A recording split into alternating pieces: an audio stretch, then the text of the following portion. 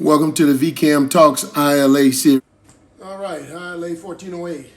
Vince Cameron here, candidate for president 2022, December 12th, 2022. Please vote for Vcam. Can hit the ground running and make a significant difference in your locals, your livelihood, and the livelihoods of the ones that you love. All right. I seen a puff piece yesterday that I had to just give some clarification on.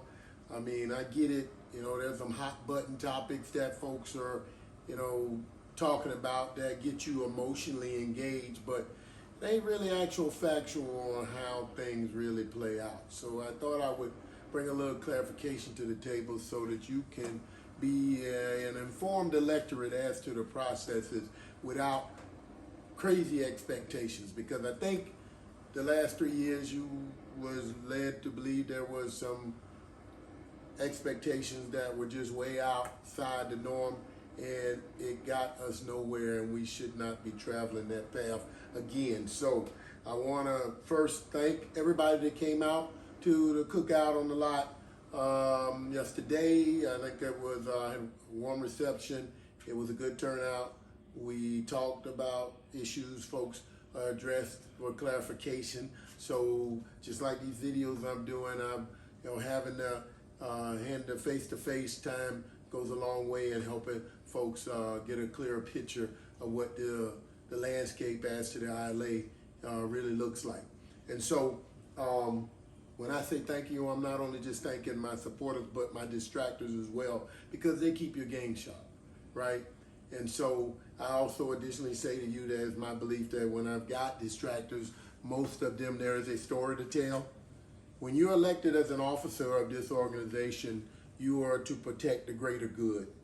And so the challenge becomes that everybody that seeks the hall is, look, where am I going to go tomorrow? What's my, where can I job? So it's I. So the I mentality takes over, and folks work in their best interest. Is my contention that all I'm going to do is continue to serve the greater good and keep this golden goose golden. And so, there's a level playing field here, and there's enough for everybody. But, a lot of times folks want you to go from this to that, and that's unfortunate. Like I said, there's enough for everybody. I want to tell you that I think imitation is the greatest form of flattery. And in that, when you see if you've looked at some of my videos on YouTube over the years, you know that I've been doing videos for roughly 13 years or more. And I don't have a problem going on record on what I believe and what I have gathered as far as an understanding is concerned. And if you go back and look at my videos, any of them, you'll see the page that I've been on. And a lot of that I gleaned from you in conversations. You help educate me and rise my understanding to another level. I put in the work. But one thing you will also find out, that promises that I made, promises that I kept. Your word matters, right? I put in the work. So I can tell you is that I try to do the homework so I make the most informed decision. And that don't always make you right. But I'll tell you what it does do. With every decision you make, there's going to be some people who's happy and some people who's not going to be mad. And that just comes with the territory. That's why it always helps to do the best you can. And speaking of work, when we went out to that convention, when you elected me as one of the 12 delegates that went out to San Diego to represent you at the table, I took 9 resolutions to the table, 9 of them, and there were resolutions on all kind of issues, from the Women's Maritime Conference, which was the first one ever done that I put on here in Jacksonville, Florida, right, to Juneteenth, to heat strategies, and to port safety, to active shooters, to job safety, you name it. And speaking of the whole heat strategies, I talked to the TICO rep recently, and TICO is the folks that we get our trucks from, and they make their own trucks these days. And in 2019, I passed a resolution at the International Convention calling for air conditions in the trucks. And now Savannah has theirs, Charleston has theirs. The rep told me that there's about 50 more trucks to go, and then here comes Jacksonville. So we are almost on the doorstep of getting those trucks with the air conditioning, so stay tuned to that, right? You know, the reason I'm discussing this today is because there is a commentary in this Puff piece that I saw that was talking about the rise in suspensions. And I want to say a few things, right? And one is that the language for suspensions and penalties or discipline are in the contract. And the contract has jurisdiction. I think it's on page 2. If you got a green book, look at either page 2 or page 4, and it will tell you the jurisdictional boundaries, right? The contract that has the 14 days and all of that in it extends from Morehead City, North Carolina, all the way out to Tampa, right? This ain't just a Jacksonville issue. This is a district issue. So when someone tells you they can resolve it, when you've got other principal players at the table that have a say in it, it isn't that simple of math. And so I would say it was a bit disingenuous. It's one thing to take an argument to task, and I've done that on numerous occasions. It's another to say that I'm gonna do this, I'm gonna make that. It don't really work like that, right? And when it came to having these accident and review committees that the godfather or the father signed off on in 2003, IRC, which is the Industry Resource Council, and the South Atlantic Blue Ribbon Safety Committee mandated that all locals would have an ARC. ARC is short for Accident Review Committee. An accident review committee is just like the name implies. It's a committee that reviews accidents in the workplace in an attempt to learn from these accidents to promote a safer workplace. It isn't about just giving people time. If the first question they always ask you is, what could you have done different, right? And here are the circumstances. And don't think for 1 minute that the circumstances don't matter, right? From these accident review committee meetings, we've been able to put, lock this gate, open this door, put pylons up. We used to have a thing with the, the Tahoes that they had the white Ziploc bags over them, and folks were having accidents every time they made a right turn when loading those cars. I think they were built in Mexico. Anyway, what we ended up doing, putting ramp guards up where everywhere there was a right turn, we put ramp guards up there. That came out of accident review. The ARC is there to keep you safe. This is a safety sensitive environment, and people in this long show industry die in horrendous ways. And in an attempt to try to keep you safe, we have a proactive committee that tries to review accidents and see where the choke points are and how we can do better. And sure, we find out sometimes it's negligence and it isn't about a situational thing, right? And we found that folks that needed eyeglasses and all kind of other accommodations to be able to successfully navigate this professional maritime environment. And that is truly what it is a professional maritime environment. But let me tell you something that really alarmed me, and that's sure, we got some raggedy equipment. It will never stay good. I remember when we got the brand new tow Heislers and all like that, they gonna go down over time because we gonna put them to work. We gonna make them smoke, right? And just have to get some more eventually. One thing you never do is work bad equipment. If it is inoperable to your standard, do not work it, period. You do not have to operate it, and nobody can make you operate it. And they're gonna knock you off for that. So, I mean, yeah, I'm guilty of working bad equipment in my long show career. I used to say that bad equipment made me hell on the good equipment. That might not have been the best philosophy to take on in this work in retrospect. Because, who knows what accident or incident could have occurred using two-footing faulty equipment. But as a maritime professional, I believe my skill set was to the level where I could overcome any shortcoming on the equipment, and that might have been a false assumption on my part. And so all I can share with you, if it's bad equipment, do not operate it, period, point blank.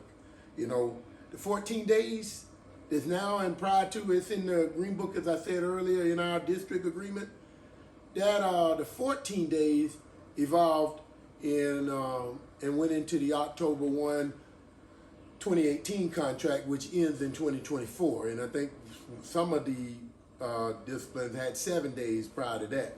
Let me say this to you. From October 1, 2018 to December 31st, 2019, which is the last day that I was in the office, nobody got those 14 days. Why? Because circumstances matter. What do? We would have hearings, and those hearings, we would, when the facts came out, and it was an accident and not negligence, then we got them. And even in some cases of negligence, the degree and the mitigating circumstances that that led up to the accident are still a factor. And so if we were supposed to now put pylons down or put a man on the ramp and they didn't do it, then that comes right back on the employers. And these are the things that are left out in the discussion. Now, I agree with you. The new stuff that they done signed as of 21 that one allows the stevedore to knock you off and then has even additional penalties that they are just rubber stamping, devoid of not even caring about the circumstances. Well, that's very extreme.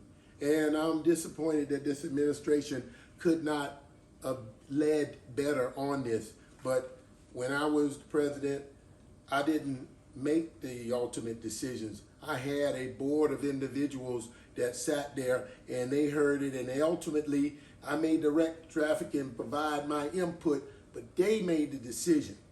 And this new committee, they done reduced it down. They got rid of 2 of the board members and they down to 2, and I think it's George and Lorenzo, and so they make the decisions, and I can't tell you, but all I can say is it seems very extreme and definitely disconnected, right? I would say, don't say for 1 minute that we can't lose work, right? You don't know we can't lose? Hell yes, we can lose work, right? We watch the growth of Brunswick at, to our disadvantage, right? Brunswick grew because of the number of accidents, the lack of seriousness that we took. We were the second largest discharge and load port in the United States, as I recall. Might have been third. I think Baltimore was ahead of us. And Brunswick has risen right in these last 10, 12 years to be a powerhouse with carbos. They now exceed us in new cars. Now, they don't exceed us in overall because we got imports and exports, but they have risen to power on the heels of what we weren't doing. True enough, they got cheaper parking out there, right? That also played a role. They now got 4 berths and they're doing break bulk. And some of you even work down there, and they operate and work totally different than we do, right? And so all of that has consideration. Remember this, them same Volkswagens, Audis, and Porsches that you're offloading, they were already gone to porters. That contract was going to porters. These national companies like Nissan and Toyota and Mazdas, they take their cars very serious. And once they get a scratch on it, that car is not new anymore. So saying that you just buff it out for $150 is just saying that I don't know what I'm talking about, right? They don't want these cars to get damaged because then they lose their new car status. So they are very serious about it. We recognize that accidents are going to occur in the workplace. That is a given. The whole thing that we're attempting to avoid is accidents due to negligence, carelessness, incompetency, shirking, whatever. Those tracks we have got to shore up, because at the end of the day, look, this ain't a hustle. This is a career, right? It's over with thinking that this is a hustle. So you just come and you do what you want and don't worry about it because you'll be back tomorrow. This is a professional workspace, a profession that is paying $80, $90, $200,000. And it comes with some degree of accountability for that. This is one of the best licks going without a formal degree. And so I say to you that when you can get a royalty bonus, when you can get vacation and holiday, when you can have Cadillac insurance, where if you go into the emergency room, you end up going to the front of the line. Yeah, this is a profession. It ain't a hustle. And for those of you that have qualified this year, congratulations. I hope you get your cards real soon.